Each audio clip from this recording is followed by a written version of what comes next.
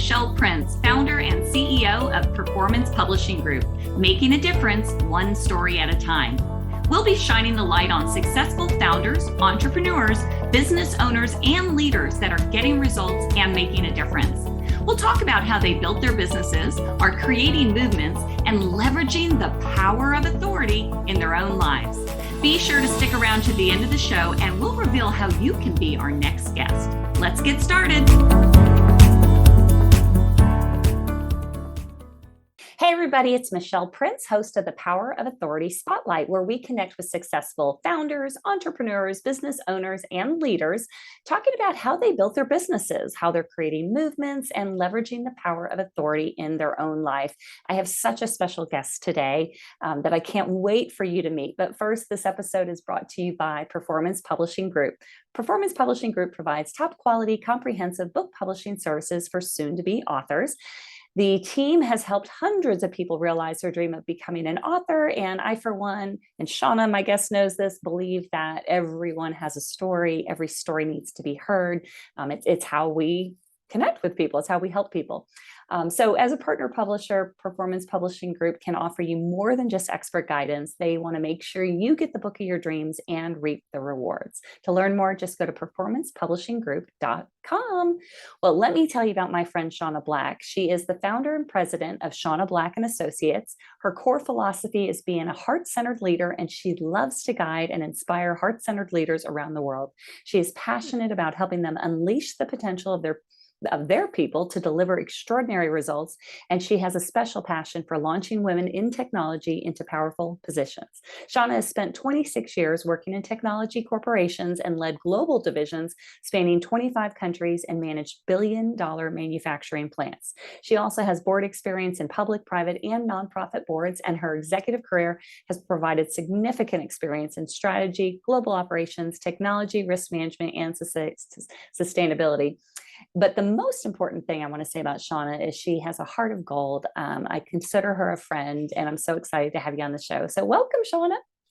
Good morning, Michelle. I'm so excited to be with you. See your beautiful smiley face again. I know. You and I connected. How many years ago was it now? Our dear friend Deb Johnny.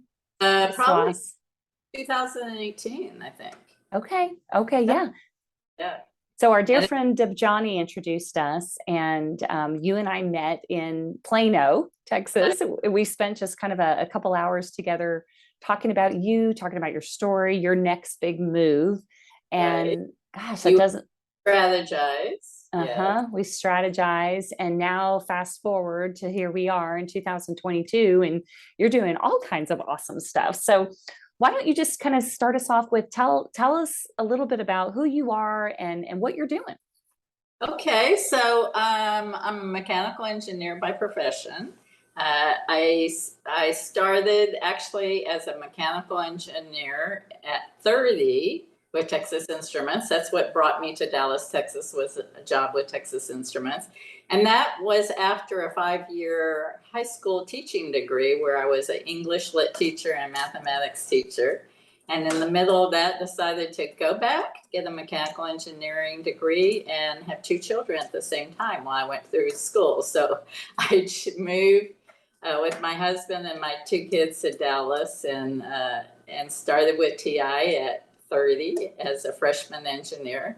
And had a 2.5-year-old daughter and a 6-month-old son. And it was a very exciting time of my life. So people thought I was a little crazy making such a huge career change. But, honestly, for women, for my women friends, that was not uncommon that we started out in more traditional careers because sort of in our 20s is when the women's lib movement started. And almost all my friends went back and became lawyers or doctors, or I became an engineer. I think I'm the only one who became an engineer, but bankers, just went off and entered more non-traditional careers at that time.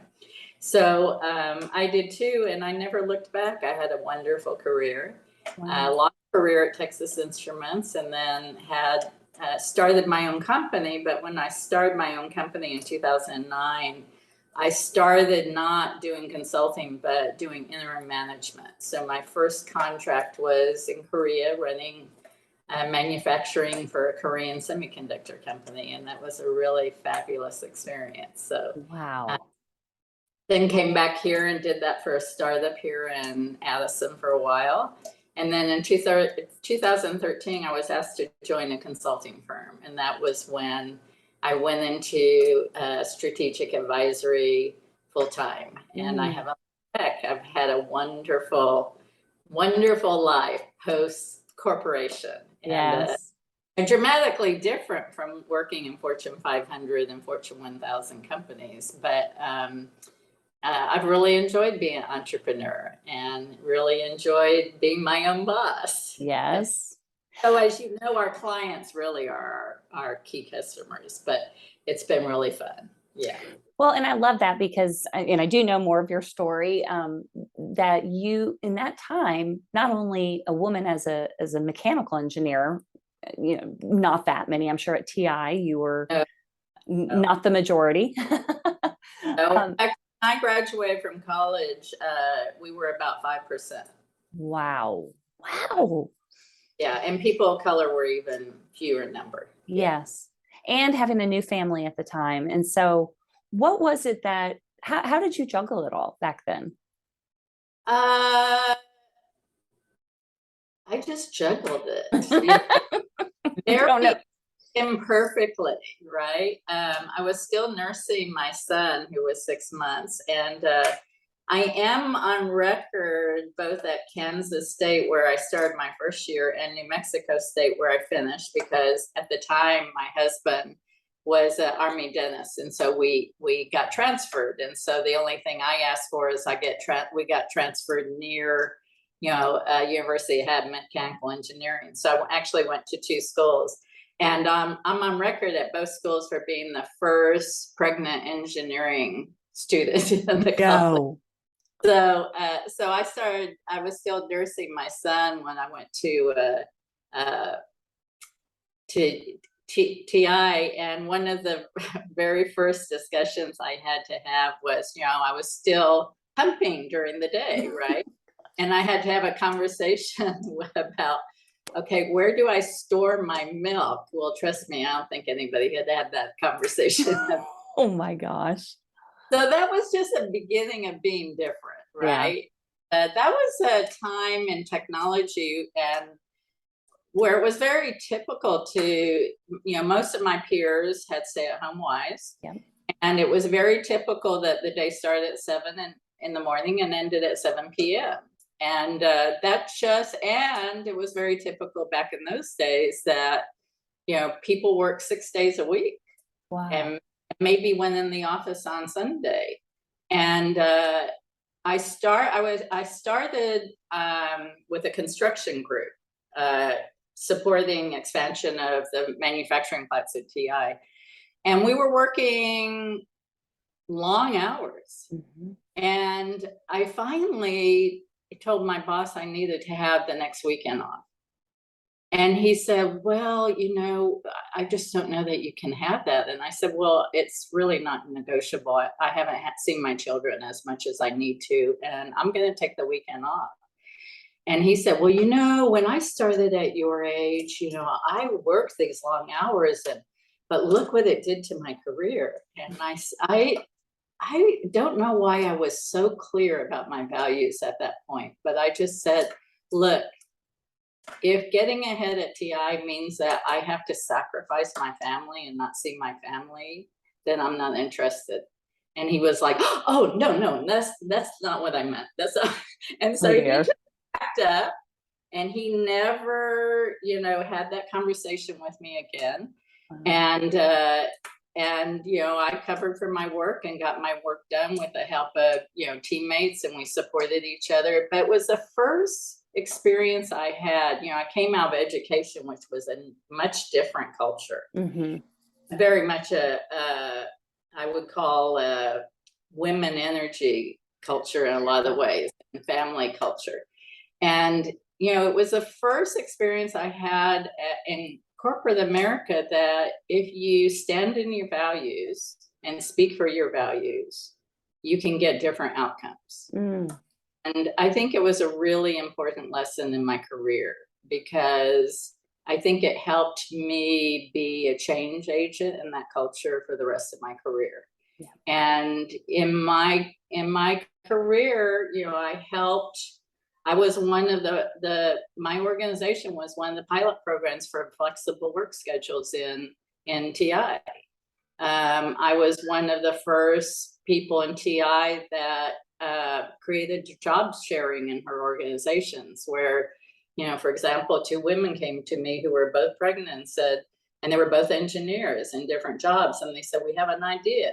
We'd like to be responsible for one job and we'd like to share it half time. And she'll come in the morning, I'll come in the afternoon, and we've agreed to babysit for our children. Oh, that's so great. Right. And it was like I got to keep two really brilliant engineers instead of lose two brilliant engineers. And sure enough, in 2 years, one came back full time and the other one continued to work part time. I still kept two really highly skilled women who only needed this kind of reduction in schedule for a part of their life. Yes. The childbearing time is really of an entire career is a very short time. Mm-hmm. So these are just experiences I had that helped me learn we can make different choices and we can create environments that are much more supporting and nourishing for our people. One of the things that I remember you sharing with me when we were kind of talking about your story, your message, and you are working on a book, which we're going to be talking about here shortly, but that you said it already, you did do things differently, but you as a leader did things differently. Talk a little bit about that. And it is also kind of the heart of the message of the book you're writing. So why don't you kind of elaborate on that? Well, and I think it goes back to my background, but I was raised by parents who believed that leadership was serving others. Mm-hmm. And I think that there are leaders or people who believe power is to be used for and with other people to make the world a better place. And then there are leaders and people who believe power is about using power over people. Mm. And my family of origin was very much a power for and with people. And so I came from a family where my parents modeled servant leadership and they modeled that you serve others and you help others who need help and you help others who have less than we do. And we were middle class, lower middle class. There was not a lot of extra money, but my grandparents were immigrants. And so my parents thought we were, very well off. Yes. Right? And so that we should share for those who needed. And then I went into education, and education is very much about using your power to serve others and to help people grow and to help people achieve their goals and to help people grow their capacity to get the life they want more every year. I mean, that's how we're measured as teachers, right? So I came into technology and corporate America with that mindset. Yeah. And at the time I came into technology, power over people was the dominant model. And even today in corporate America, it's still probably the primary model. It's very much a hierarchical system and a status system. And that's what I saw around me. Yeah. It did not work for me. And I knew it would never work for me, right? I knew that I could never deliver results that way. It just didn't fit who I was. And so when I started having an opportunity to lead, and it was as a project engineer and then, as a project manager, very low in the organization, I just chose to do it my way. And which is a collaborative way, it's an inclusive way, it's a making team decisions. And no surprise, people flourish in that kind of environment, right? I believe people don't wake up in the mornings think, how can I screw up? Yes. People wake No. up, want to be successful. They want to be part of a successful team. They want to contribute to their community. They want to contribute to their family, right? Right.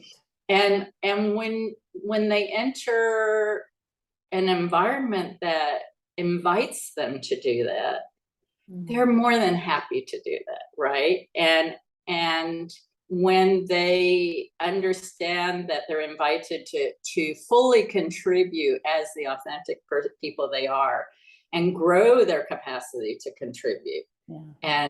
and be part of the team, you get all of that unleashed discretionary effort, right? Mm-hmm.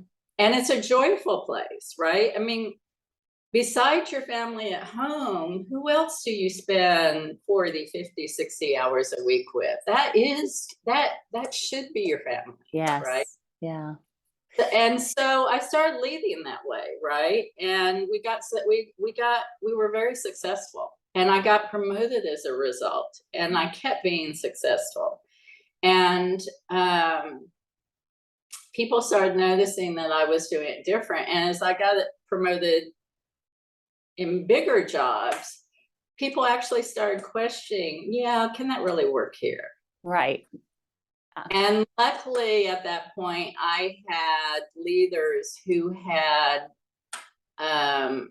knew who I was and encouraged me to operate out of that philosophy and to trust it. And so I wasn't alone in taking those risks. Right. And so, yeah, by the time I got to there, it was just too late for me to change. Yes. Well, and in your book, you talk a lot about, all of the years, all the different experiences. You have interviews with people that you interacted with. Tell us a little bit more about the book, what it's called, when it's coming out, and what they can expect in it. Yeah, I'm really excited about it. It's my first book, so it's taken me longer than I had planned, which is okay. It's called Grit and Grace: Leading with the Heart Through Crisis. And I started writing it after the pandemic, because through the pandemic, I had worked with I worked with C-suite leaders or business owners and founders, right? So these are people who have huge responsibility, right, for organizations and for people. And through the pandemic, I was still doing executive coaching with these leaders. I wasn't doing consulting with their leadership anymore, which is what I normally did, because of course nobody was coming into the office. Right. But I continued to work with them because it was a very lonely, scary time. And these leaders had so much responsibility. And I saw them lead so courageously and with their heart. Mm-hmm. And, we read on the national, we were reading on the national scale so many stories about leaders who were not doing the right thing and were not putting their people first. And every day I worked with leaders who every day picked themselves up, went to work, put their people first, took responsibility for keeping people safe and healthy, and then took responsibility for sustaining their business so their people could have financial security.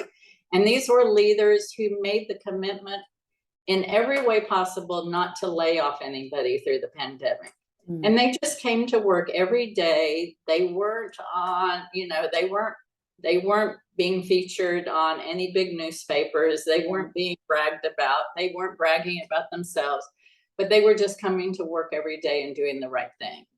And I watched how they opened up their heart. I watched how they just every day, even when they didn't have any answers, even when there were more problems than they knew how to solve, they came to work every day and just figured it out with their team, and spent their team's time reassuring their people it was going to be all right, accommodating their people, accommodating people's needs who had children at home, or had high risk families at home, or had their own health problems. Right. I remember one of my leaders had to sit down with one of his key people that did not want to, who worked in a manufacturing area, who did not want to go home, but he had to send this person home because he knew about their health issues, right? And he had to have that conversation in a kind, respectful way, but create a different role for them so they could work from home, right? And it was just, nobody was talking about these people. And we've had leaders all over this country, all through the pandemic, who were operating this way from their heart, with a lot of courage, every day trying to do what's the right thing for my people, and trusting that they did that, they would be doing the right thing for their company, for their customers, for their community. And I wanted to write about that. And so this book is really a tribute to them. I love that you're sharing those stories, because you're right. You hear about all the negative things in the news. We don't hear enough of those kinds of stories and those kinds of leaders. So I'm excited. Pew Research came out, I think it was last year, they came out and said during the pandemic, 60 to 70% of media reporting was negative. Oh, I believe it. I would have thought more. And yet, 75% of all people in this country are employed by small businesses, right? And so many of these leaders believe that their people are their extended family, and believe that their role is to serve them, and they do deserve tribute. Yes. Well, let's pivot a little bit, because you have pivoted a little, and not just with your whole career and everything you've been doing, but talk a little bit about what you're doing now with women and leaders in technology, and what what is your passion today? So I still have these clients that I've been working with for a long time, because my relationships are always very long term. But about 6 months to a year ago, I was thinking about sort of the next spin on what I wanted to do. And I had, through the pandemic, I had read through the pandemic how disproportionately working women were hit by the pandemic, right? Particularly working women with children at home were disproportionately affected. It was the first time in our history we had a women's recession. And I started reading about the impact of women in technology. The impact on women in technology was really severe, because these aren't necessarily always really supportive, nurturing environments, right? And Accenture and Women That Code came out and said that we were losing women at 35 in technology at a 30% rate. I haven't validated that, but that's what the report said. And I started thinking, it just shouldn't be this way. These years after I started technology, I thought we would be done having this conversation, right? And so I just thought, if I'm going to really focus on something that's near and dear to my heart, that's really my younger self. And so my younger self is women leaders in technology. And I've started in the last 6 months talking. Well, I'm very involved in STEM programs. I'm very involved in DFW Alliance for Technology and Women. I'm involved with High Tech, High Heels. So I have access to a lot of these women, and a lot of these women are my clients. And what I hear from them is the cultures that they're working in have not dramatically changed from when I worked in them, right? Wow. And many of these women, as leaders, still feel alone. If you look at women in technology, we're still only 20 to 25%. We're not even 30%. We're way behind law and medicine and et cetera in terms of women's representation. If you start talking about women leaders in technology, you're talking about less than 10%. So it can be very lonely. And by anybody's criteria, I had a pretty successful career in technology. And through the process, I learned a lot of secret sauce. And I would like to share that with women leaders in technology, because I think there's a lot that we can do that can make that job easier for us. Yeah. And I think women should be able to create the careers they love and still have joyful, fulfilling lives. I don't Totally true. trade it off, right?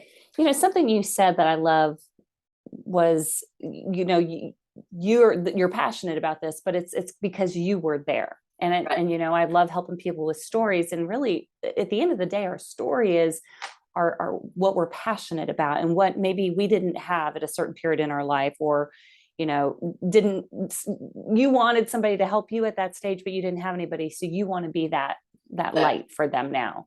And I see that in you, and I see you're doing that, and I think the message is so relevant, obviously, with everything going on, but even outside of technology, I mean, just women in general, but I know in technology specifically, Yeah. there is a need there. Yeah. Well, I suspect that as I, grow this business, which I'm very excited about, because a large part of this business I'm going to do online, because one of the things I've really missed through the pandemic is my global world has shrunk. Yes. This online is going to really allow me to push out my global world again. I really miss that. But it would surprise me if I attracted women outside of technology as well. And I would love that, right? Yes. But I'm listening to very good advisors that say to me, if I'm going to start in this new direction, I need to focus on a narrow client and grow it. Yes. And you know that from starting your own business. So I'm trying to follow good advice. Yeah. But I just love helping women.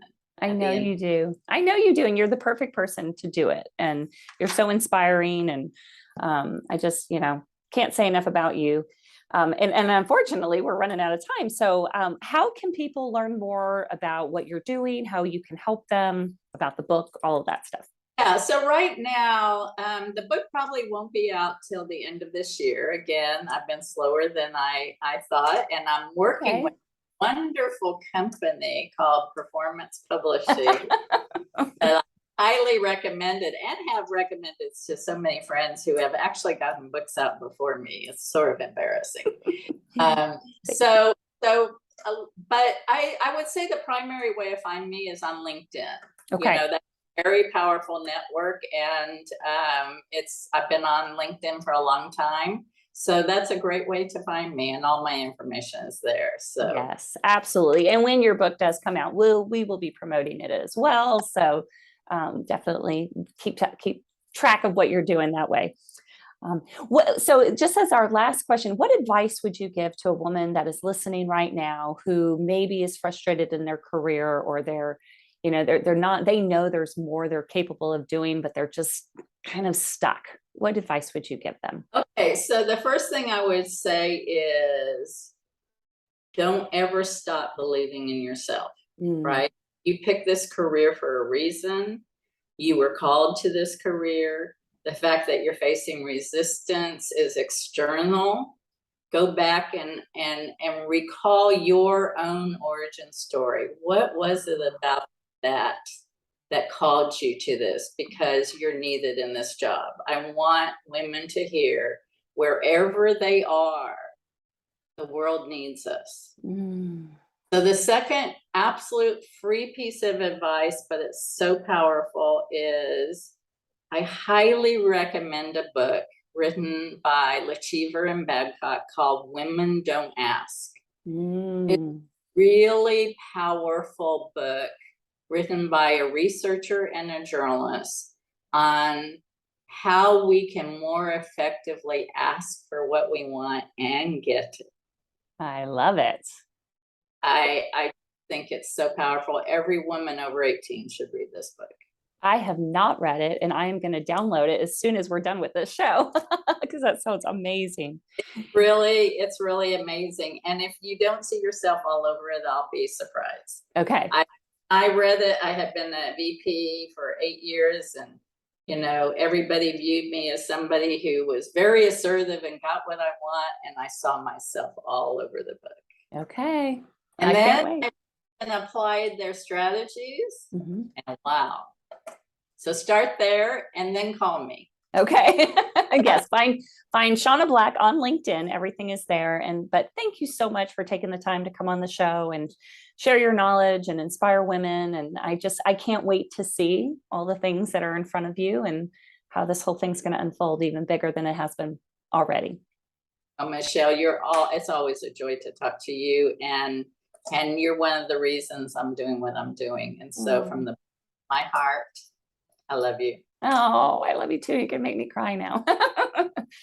Oh, okay. Well, that's it for the show. If you are listening, I encourage you to take action. I mean, there's no coincidences in my book, and maybe this was just the motivation you needed to get out there, do something, find your passion, your origin story, go back to where you were called, which is great advice Shaunna gave us, and make it happen.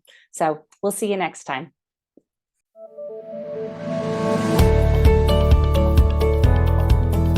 Thanks so much for listening to the Power of Authority Spotlight. If you are a successful founder, entrepreneur, business owner, or leader that's getting results and making a difference, and you'd like to be on this program, please visit performancepublishinggroup.com/podcast to apply. That's performancepublishinggroup.com/podcast. Also, if you got something out of this interview, please share this episode. Just do a quick screenshot with your phone and text it to a friend or post it on the socials. If you know someone that would be a great guest, tag them on social media to let them know about the show and include the hashtag #ThePowerOfAuthoritySpotlight. I love seeing your posts and guest suggestions. We are regularly putting out new episodes and content, so make sure you don't miss any episodes by subscribing. Your thumbs up, ratings, and reviews go a long way to help promote the show and mean a lot to me and my team. Want to know more? Go to our websites, performancepublishinggroup.com or michelleprince.com, and follow me on LinkedIn, Facebook, and Instagram. Thanks so much for listening, and we'll see you next time.